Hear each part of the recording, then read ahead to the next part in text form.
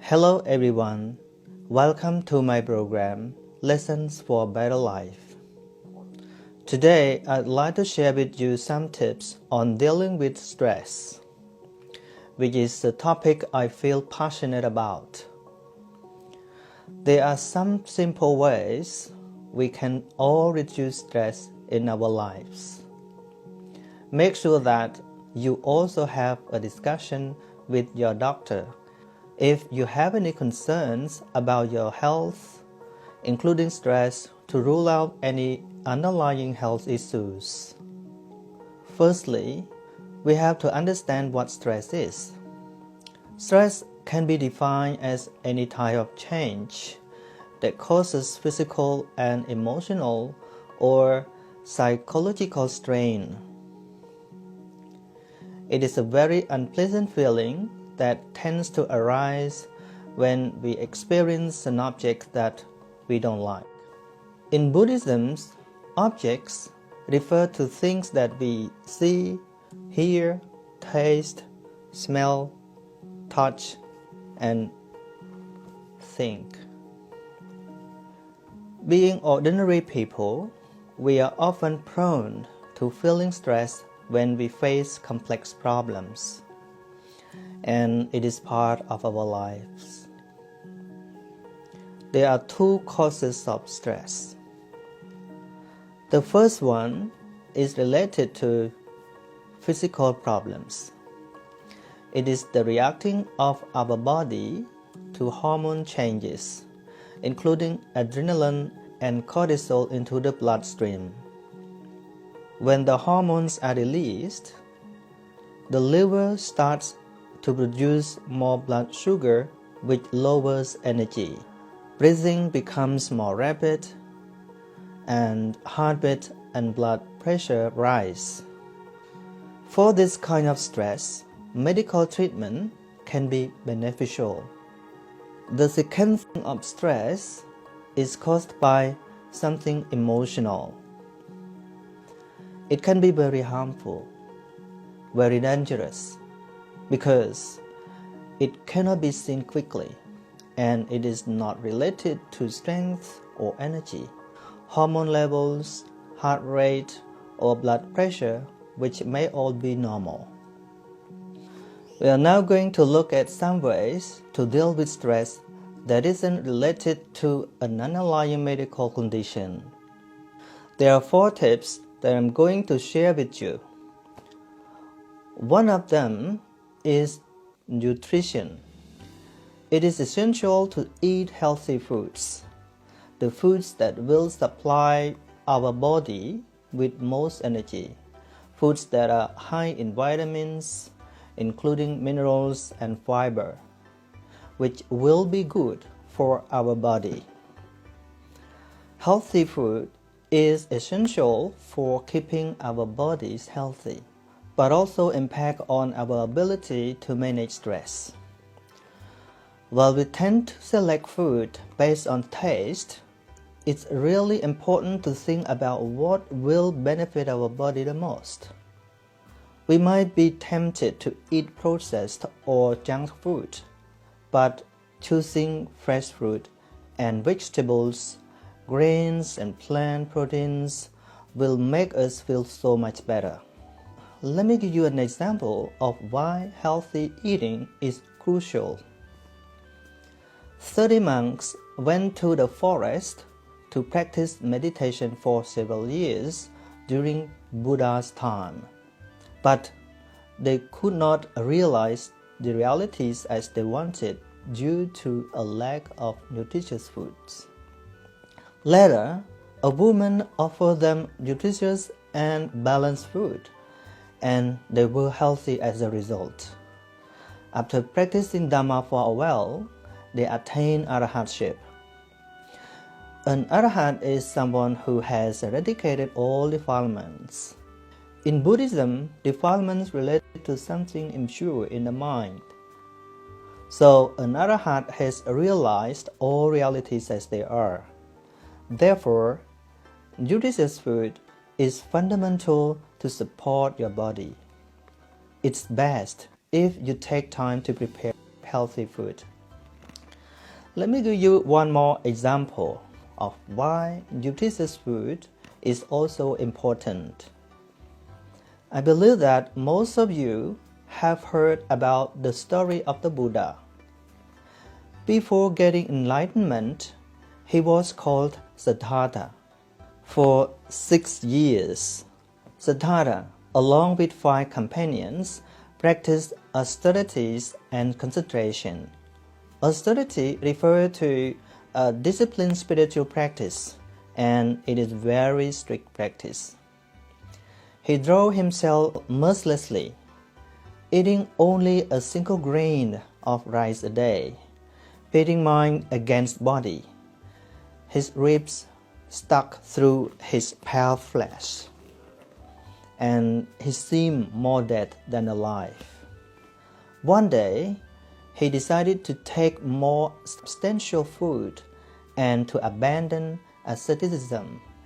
As you have heard, a woman named Sochea offered him a dish of milk and a separate vessel of honey.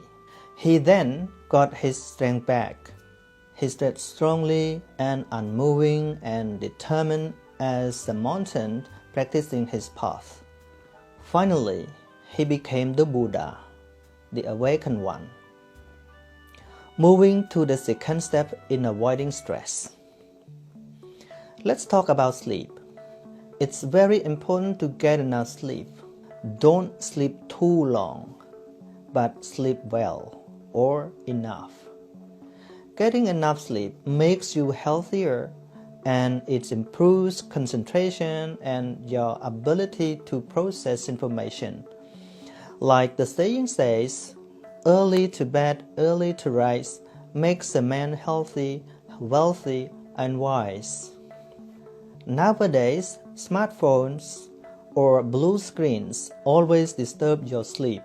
One thing that you can do is to avoid staring at your smartphone or blue screens for at least 30 minutes before going to bed. Avoid checking Facebook, Twitter, Telegram, Instagram, watching the late night news, and so on.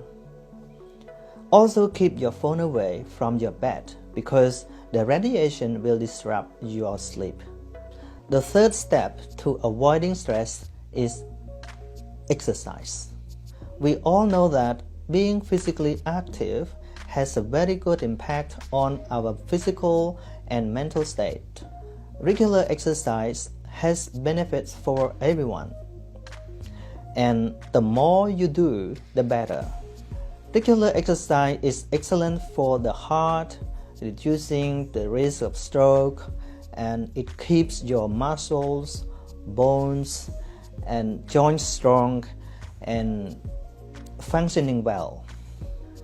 Exercise burns calories and helps maintain a healthy weight, which reduces your risk of many health problems. And it also helps to reduce feelings of anxiety, stress, and depression. So, even you can't do it every day, remember that any exercise is better than none.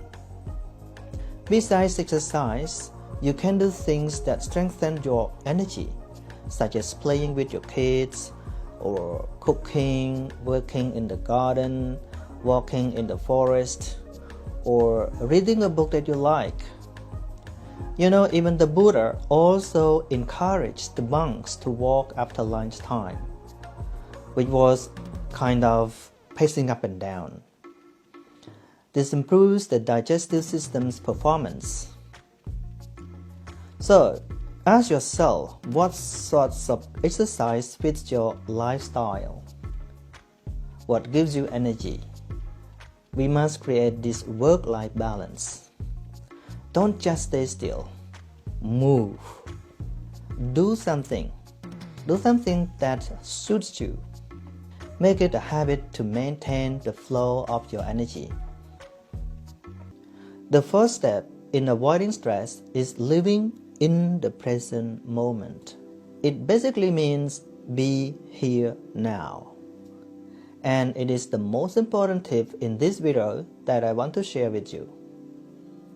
Be here now, it means that focusing on your eyes, your ears, your nose, your tongue, your body sense, or everything, and being fully present in this moment.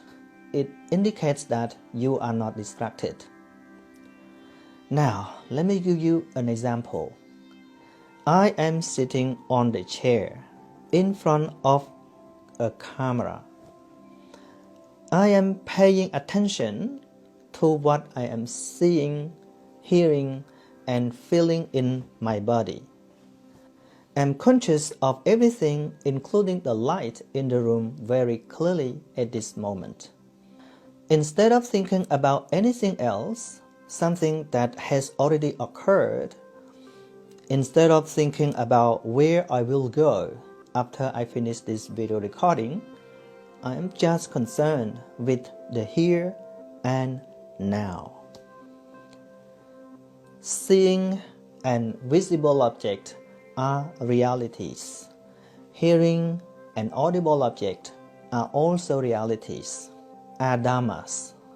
But a concept we think of on account of what was seen or what was heard is not real in the ultimate sense.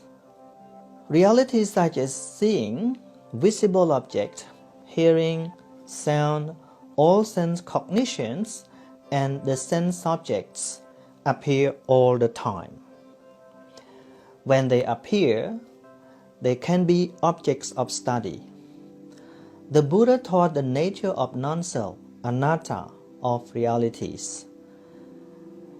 There is seeing, but it is not a person who sees. The seeing sees. The hearing hears. Seeing and all conditioned realities are non-self. No one can cause their arising. They are beyond our control. We may believe that we see a person, but only what is visible, the visible object, is seen. There is no one there.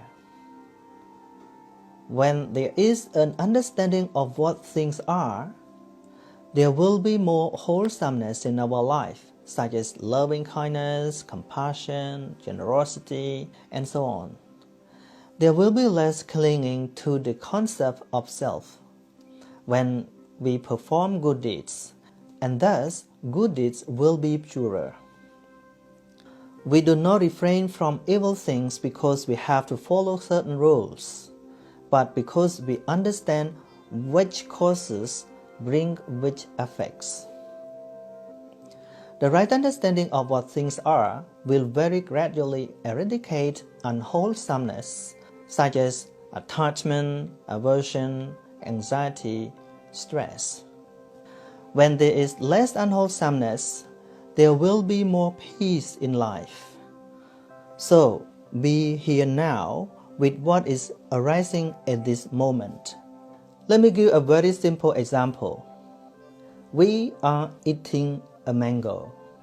It may have a sweet or sour flavor, but try not to pass judgment and say, "Oh, this is terrible. This is bad." We tend to make a lot of complaints. Perhaps we spit it out because it tastes so bad. When we understand the reality of taste or flavor as it is, we don't even say bad. We don't use the word bad. We just say, "Oh, this mango is sour. I don't have to eat it." And maybe we just throw it away and try another one, but no complaints. Sour is sour. Sour is not ugly, and it is real. It arises because of its condition.